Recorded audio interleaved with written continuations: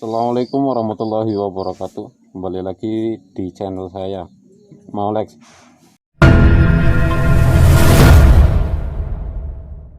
Channel yang melakukan sesuatu hal kreatif dan tentunya dengan cara apa yang saya tahu dan merujuk dari berbagai sumber.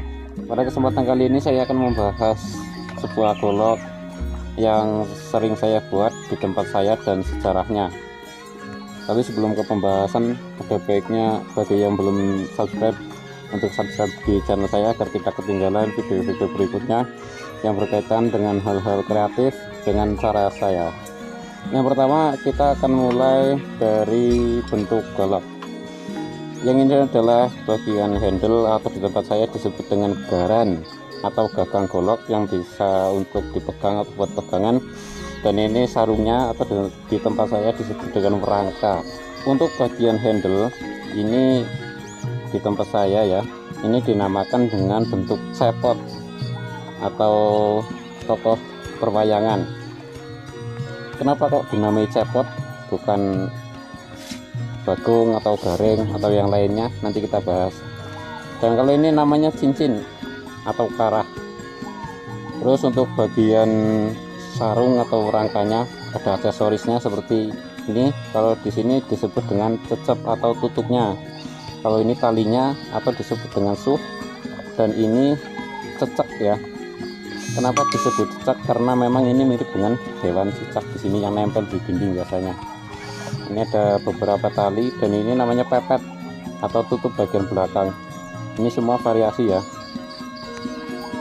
Terus bagian belakang sarungnya itu dibuat segitiga untuk memanipulasi yang melihat sarung golok tersebut. Kenapa kalau saya bilang memanipulasi? Karena sejatinya sarung golok ini lebar ya, cuman karena di sini dibuat seperti segitiga, dibuat segitiga, itu kelihatan sarungnya lebih kecil sehingga isi dari sarungnya atau goloknya itu lebar tapi sarungnya kecil. Kebanyakan orang itu mengatakan, wah apa ya sih golok segitu besarnya masuk ke sarung yang kecil ini. Nah itu karena di sini ada bagian yang memanipulasi mata kita. Di sini bagian sudut ini, segitiga ini ya. Terus kita lanjut ke bagian dalamnya atau bagian goloknya. Ini bagian goloknya, bagian bevel atau mata bilah. Ini disebut, kalau di tempat saya itu disebut lampir, bukan gerandong atau bukan sejenisnya ya, tapi disebut lampir. Saya juga kurang paham kenapa nyebutnya lampir.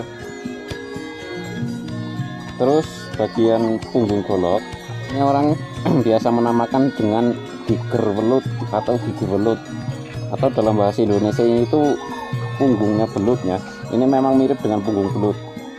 Terus di bagian dalam sini tuh ada yang namanya paksi masuk ke dalam gagang ini agar golok tidak lepas, dan biasanya paksinya panjang sampai segini, sampai setengah handle atau setengah garan. Kenapa saya sebut golok yang biasa saya buat? Karena memang rata-rata orang sini itu menggunakannya golok yang seperti ini. Di sininya melebar sampai ke sini agak merincing. Karena pada awalnya di tempat saya itu dahulu kala kebanyakan orang di tempat saya itu merantau ke Jawa Barat.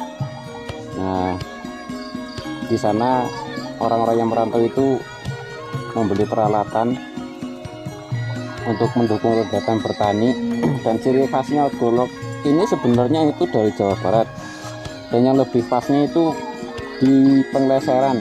Saya juga belum pernah ke sana, Pengleseran itu tempatnya kayak gimana, cuman rata-rata orang sini itu sangat membanggakan golok-golok buatan dari Jawa Barat, terutama itu dari Pengleseran. Nah itu sejarah yang saya tahu ya. Sampai sekarang, kenapa kok sampai sekarang orang sini, orang Purbalingga, Kecamatan Karangjambu itu senang menggunakan golok seperti ini, model seperti ini. Itu karena memang pada awalnya orang sini itu merantau ke Jawa Barat dan membeli bilah, diperkenalkan di sini bentuknya seperti ini. Mungkin saja jika orang terdahulunya itu merantau ke tempat lain, ya mungkin goloknya ciri khasnya seperti ini. Sebenarnya golok yang seperti ini tuh bukan ciri khas dari golok Purbalingga ya. Saya sendiri juga kurang paham ciri khas golok Purbalingga itu seperti apa. Namun yang saya tahu, senjata tradisional di Banyumas itu namanya kudi.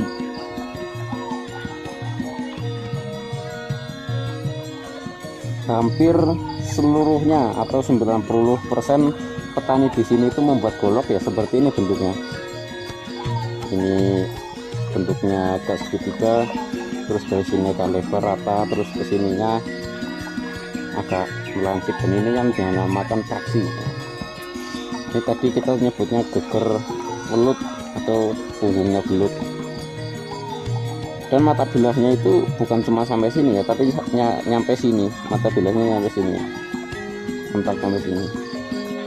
Kenapa kok mentok sampai sini? Ini bertujuan untuk menusuk bagian yang sulit untuk ditebas, jadi ditusuk menggunakan ujung golok ini. Meskipun ini rata, cuman ini tajam ya, ini bagiannya tajam.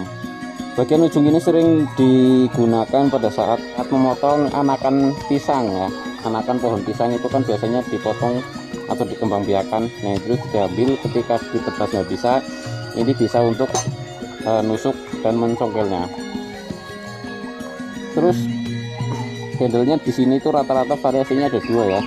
Yang pertama ini namanya burung bakat atau apalah, saya juga kurang paham, cuman bentuknya seperti burung ini kayak gini. Meskipun ada variasi lain, tapi ya bentuknya seperti inilah, ada kemiripan seperti ini.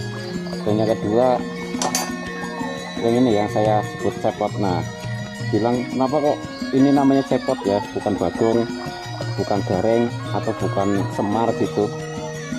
Itu ya karena awalnya ini memang dari Jawa Barat, dan Jawa Barat itu terkenal dengan yang namanya cepot.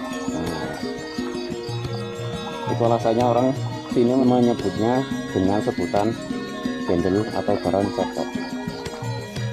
Mungkin itu saja untuk penjelasan video pada kesempatan kali ini, penjelasan bagaimana bentuk golok, terus bagian-bagian goloknya, terus sejarahnya sedikit yang tahu yang saya sampaikan kepada kalian semua. Semoga bermanfaat. Ini adalah cara saya untuk menyampaikan sebuah informasi yang saya tahu. Jadi ya mungkin seperti ini sih.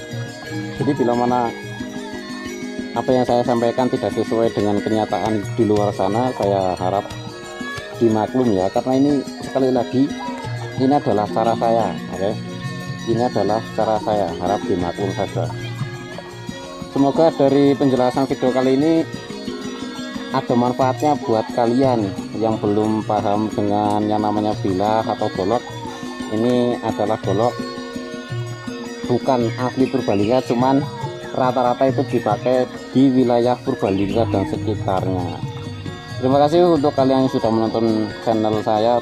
Nantikan giveaway setiap tambah 100 subscriber baru dari saya. Jadi pada channel saya itu tidak cuma membahas sebuah perbilahan, cuman membahas hal-hal kreatif lainnya. Terima kasih. Assalamualaikum warahmatullahi wabarakatuh. Salam kreatif.